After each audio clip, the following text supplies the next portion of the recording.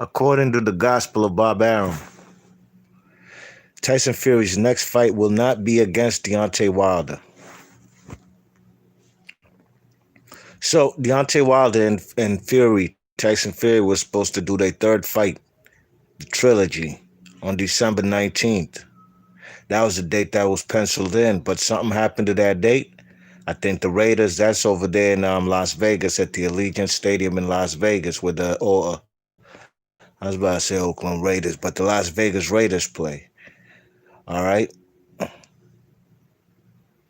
But then that there was a decision to move that date to December 5th, and that's where everything uh, looked like it started to crumble from there on out.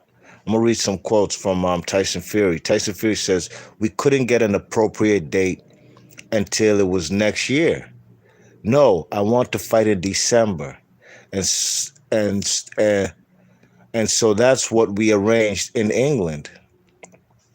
As for Wilder and the clause for the third meeting, we had a contract, but it expired." End quote.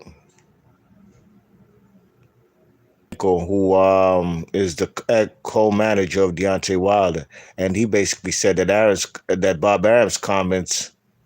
He basically, I'm gonna read some quotes from what the man Shelly Finkel, Deontay Wilder's co-manager, said about Bob Arum. He said, "Quote: He's entitled to his opinion. He can think anything he wants. Deontay and I would like to have the next fight as planned against Fury. We'll fight him any date, any place."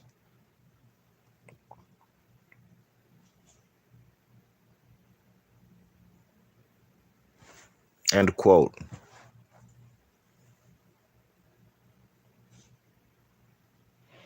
Okay.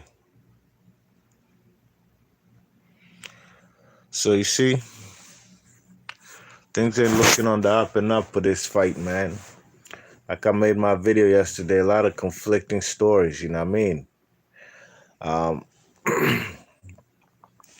and with Shelly Finkel saying that they're ready to fight any place, anytime, anywhere, but they haven't really given us concrete evidence that they have a date finalized and a venue, okay? And with that being said, the man Bob Arum has already lined up 5 potential candidates who can fight the man Tyson Fury, and I believe that'll be on December 5th. And it won't be in the United States. It shall be over there in England. You know what I mean? Um, so they're picking 5 guys, top 50 in the top 15 in the WBC. Okay, and the name that I've heard a lot is the number 15 ranked guy in the WBC rankings from Turkey. That's the Kabayal guy. You know, the guy who beat Chisora, because that was the first time I'd heard of the guy. Um, that's the guy that they're willing to fight, you know what I mean? But Bob Arum is kind of hesitating on picking Caballero because he's saying that it'll more than likely be a disaster, a rating disaster, if they pick Caballero as Tyson Fury's opponent for December 5th. Yeah, where were they? Where was their train of thought or their reasoning when they fought guys like Tom Schwartz and Otto Wallen? Because nobody in America knew him. So why are they hesitant on Caballero? It's not that I'm campaigning for Caballero, but it doesn't make sense saying that'll be a rating disaster. Or is it maybe because of the fact that the Tyson Fury is the reigning WBC heavyweight champ of the world and actually the Lineal and Ring magazine champion? And at the time when he fought guys like Otto Warland and Tom Schwartz, he wasn't a champion. I don't know, but it don't make sense to me. So, the reasoning for the man Bob Arum said is he's basically saying that American boxing fans don't know who Caballero is. And is he from Germany or Turkey? One of the two. And the hardcore fans that have seen Caballero were not impressed. So I'm going to read some quotes from Bob Arum. He said, as far as picking Tyson Fury's opponent. No, he said, quote, no, quite the contrary. This is basically when Bob Arum was asked if Tyson Fury is obligated to fight Deontay Wilder. And Bob Arum says, no, quite the contrary. If the Fury versus Wilder fight isn't made by October 15th, which it wasn't, or December 19th, which the parties have agreed to, Tyson Fury is free to fight anyone he wants. Next year, he can fight Joshua Pulev or anyone he wants. He isn't obligated contractually to fight Wilder. It has to be a fighter rated in the top 15 of the WBC.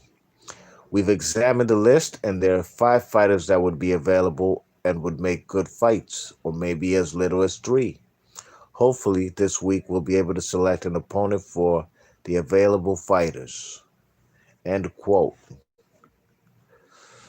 Well, let's go back on these quotes. What the man Bob Barrow said. He said, if the Fury versus Wilder 3 fight isn't made by October 15th, which it wasn't. Well, if I'm looking at my calendar right now, my calendar says it's 9:15 a.m. Wednesday, October 14th, 2020. So October 15th will be tomorrow. So Bob Arum said, quote, if the Fury versus Wilder 3 fight isn't made by October 15th, which it wasn't, he's basically talking um like October 15th has came and gone. October 15th hasn't even reached. As at the time I'm doing this video, October 15th is tomorrow. It ain't today. It ain't in the past tense. It's still in the future. And he says if it isn't made by October 15th, which it wasn't, or December 19th. So I don't know, man. Bob Arum, I don't know what he's talking about, man. I don't know what kind of skunk he's smoking, man, but he sounds like he's high right about now. You know, Bob Arum be smoking that good herb over there in Las Vegas, you know what I mean? The 15 guys they I'm sorry, 5 guys they rumored to fight are Ajit Kabayal, Michael Hunter from USA, Charles Martin, former IBF heavyweight champ of the world, Charles Martin from the United States, Oscar Rivas from Colombia, based out in Canada, and Efe Jagba, Nigerian, based over there. He's no so they're willing to fight. And really and truly, Fury would, you know, these guys over here, really and truly, they ranked in the top 15 in the WBC. So that's the only way they're eligible to get a title shot.